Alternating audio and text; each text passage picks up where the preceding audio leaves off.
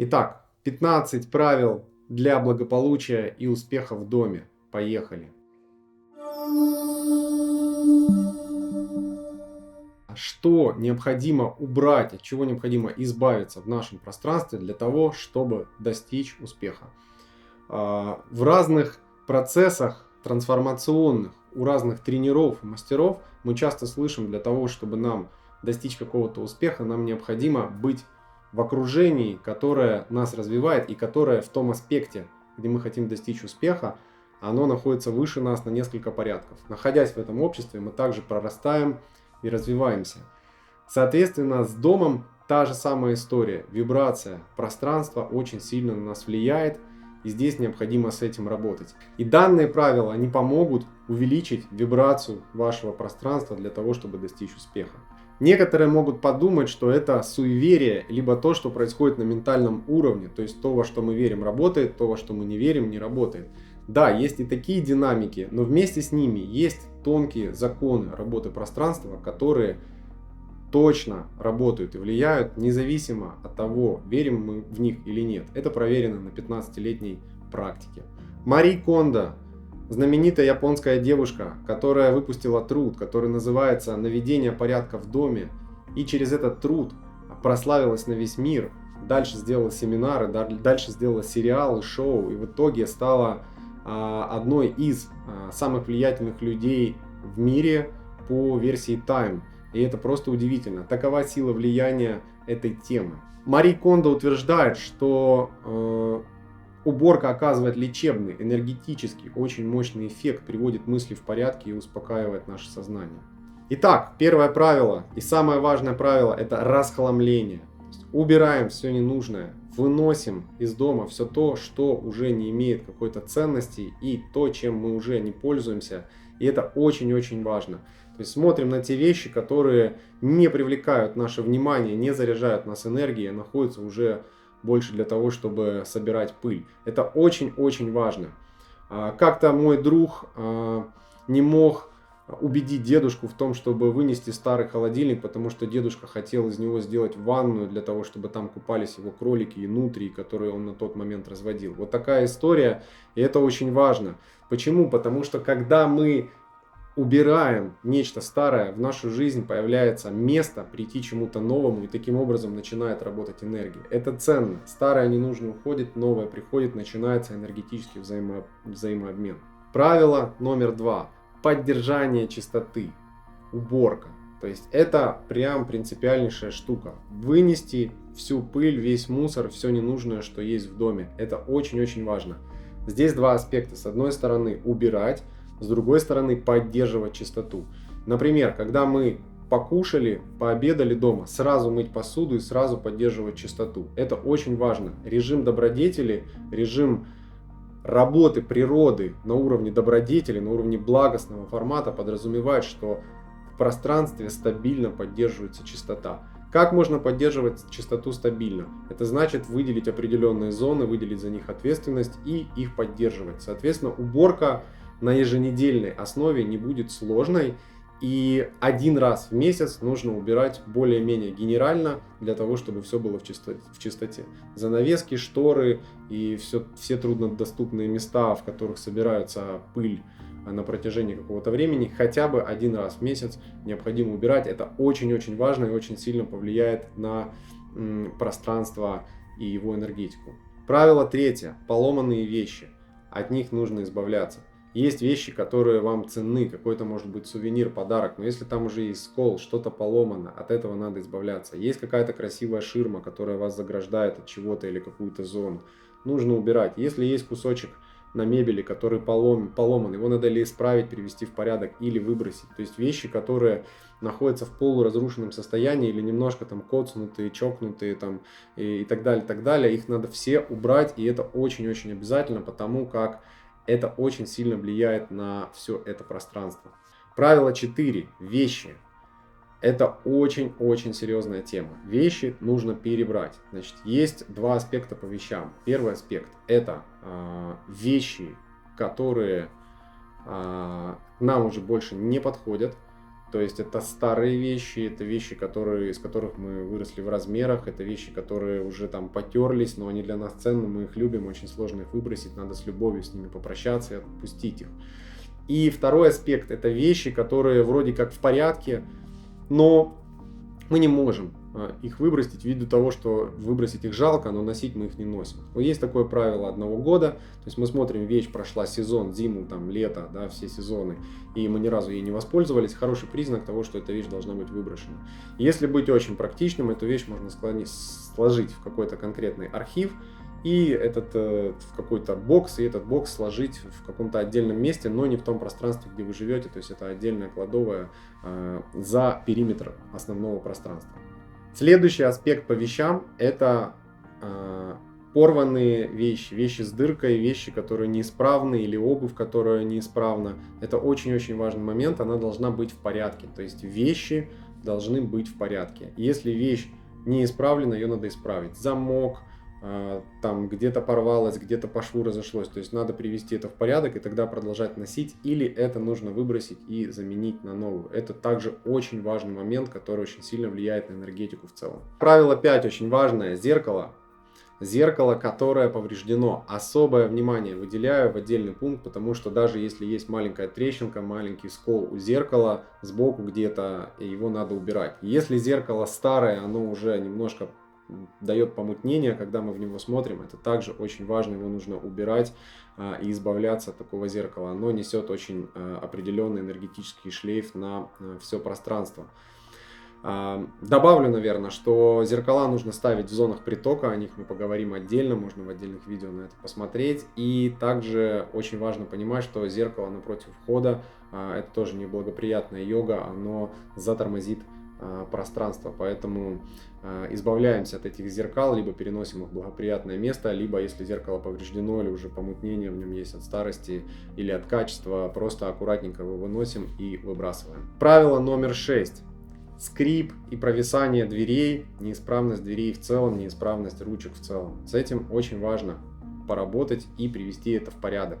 Наведите здесь качественную обработку, качественный ремонт, то есть ручек, так, чтобы все было хорошо, все работало четко, свежо, легко, не давало никаких определенных дополнительных шумов, скрипов и так далее, и так далее. Это очень-очень важно, потому что данные звуки, они нам о чем-то конкретно сигнализируют, и очень важно к этому присмотреться, прислушаться. Это определенная такой маркер в пространстве, который говорит, что с этим нужно поработать. Поэтому держите в порядке это пространство, то есть пространство, в котором находятся двери, в котором находятся ручки, в котором находятся навесы. Все оно должно быть в полном порядке, все должно быть приведено в такой вид, который не дает излишних шумов, который не дает излишних...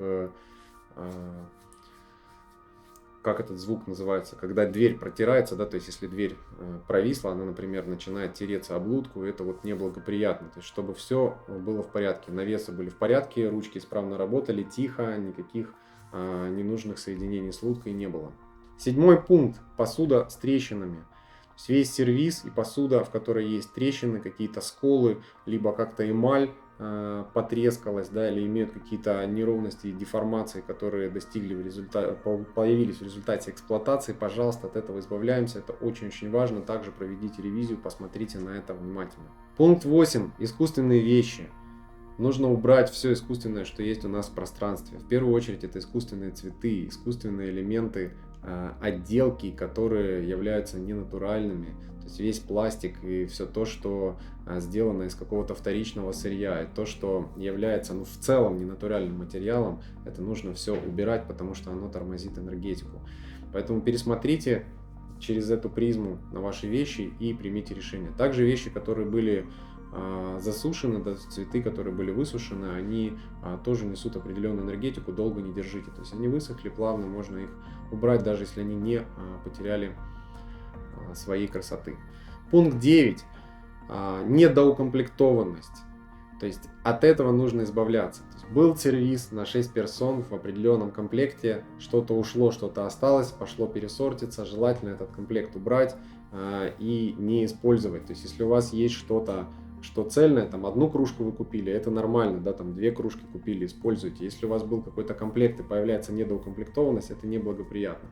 Особенно это касается украшений, да, и каких-то комплектов украшений, в которых какие-то элементы уже потеряны по какой-то причине. То есть от таких вещей надо избавляться. То есть если чего-нибудь не комплект, это очень важно, чтобы это уже уходило из пространства дома, потому что это не целостность, это не полность и это неблагоприятно. Пункт 10. Выделяю этот аспект в отдельный пункт, потому что он очень важен. Входное пространство должно быть светлым, чистым, ясным. Там не должно быть какого-то захламления, каких-то боксов с вещами стоять, либо чего-то подобного. Там не должно быть грязи, обувь должна аккуратно стоять. Там должен быть ясный свет. Ничего такого, что тормозит энергию от входа, не должно находиться. Неважно, с какой стороны света и в какое пространство у вас входная дверь. Даже если это квартира или дом, разница есть там из подъезда, не из подъезда, все равно вход должен быть очень опрятным, чистым, ясным, свежим, и это очень важно, это связано с центральной входящей энергией, она в любом случае будет давать благоприятную энергию, неважно, в какой стороне света она находится. Это уже то, где она находится относительно стороны света, это уже отдельный аспект. Изначально в любой стороне света должна быть в входной зоне чистота. Пункт 11. Нужно привести в порядок всю сантехнику. Прокапывание, покапывание, просачивание где-то воды, в целом какая-то неисправность кранов, вы знаете, чем это чревато. То есть это финансовая история денег, поэтому, пожалуйста, приведите это в порядок, и здесь нельзя допускать того, что что-то неисправно, здесь тоже нужно поддерживать полную исправность. Пункт 12. Щели в дверях или проемах, или в других любых местах вашего пространства. Это очень важно, чтобы это отсутствовало. Как-то раз мы жили в одном бунгало в Турции, когда отдыхали, и это был такой объект, который стоял на свайном поле, и понятно, что там все вибрирует, и, соответственно, у него была щель между полом и самой стеной в определенном месте, прям невооруженным глазом можно было увидеть такую не просто трещину, а определенный просвет. Это очень определенная энергетика, которая дает очень конкретный эффект. Также, если у вас окна, в окнах есть какие-то щели, просветы, двери, входные двери, то есть металлопластиковые блоки, иногда они проседают или что-то в них происходит, то есть работаем с щелями, дорабатываем, чтобы все было красиво, выравниваем, регулируем, приводим в полный порядок. Пункт 13. Очень важный пункт. Обратите внимание на запах. Нужно избавляться от неблагоприятного запаха в пространстве. Запах – это первоэлемент Земли, это стабильность, это определенная тонкая материя, то есть это в тонком пространстве может что-то происходить не то. Вы знаете, когда вы заходите в пространство, в любом объекте есть какой-то свой специфический запах. Иногда он бывает со знаком плюс, иногда бывает со знаком минус. Следите за этим, это очень важно. То есть можно запах активно поддерживать через разные благовония, через разные очистительные вещи, через разные натуральные эфирные масла, через вымывание пола с эфирными маслами, то есть через разного рода процедуры. Это очень-очень важно. Проветривание и поддержание в чистоте пространства именно через запах. Это такой момент, который определяет то, что в этом пространстве находится на тонком уровне. Обратите на это внимание. Пункт 14. Отдельно выделил его, так как часто замечаю в гостях у многих не закрытая крышка унитаза. Энергия уходит. Унитаз – это супер маха-доша, это супер нарушение в любом пространстве изначально, где бы оно ни находилось, по причине того, что раньше, в древние времена, туалета внутри пространства не было. И это было связано исключительно потому, что они умели это делать и раньше, но это было связано исключительно потому, что энергетика, совсем другая энергетика в пространстве, когда у нас есть туалет. В современном жилье везде у нас есть туалет, поэтому, конечно же, хорошо, когда он полностью содержится в чистоте и крышка унитаза стабильно на постоянной основе закрыта. Это очень-очень важный момент. Пожалуйста, его соблюдайте, это прям очень такая серьезная галочка в энергетике вашего пространства. Пункт 15. Недостроенная часть объекта, недоделанный ремонт, где-то голые стены, где-то висит вместо люстры, торчит провод, где-то нет обоев на стене, где-то видна кладка, если это не стиль лофт в вашем пространстве.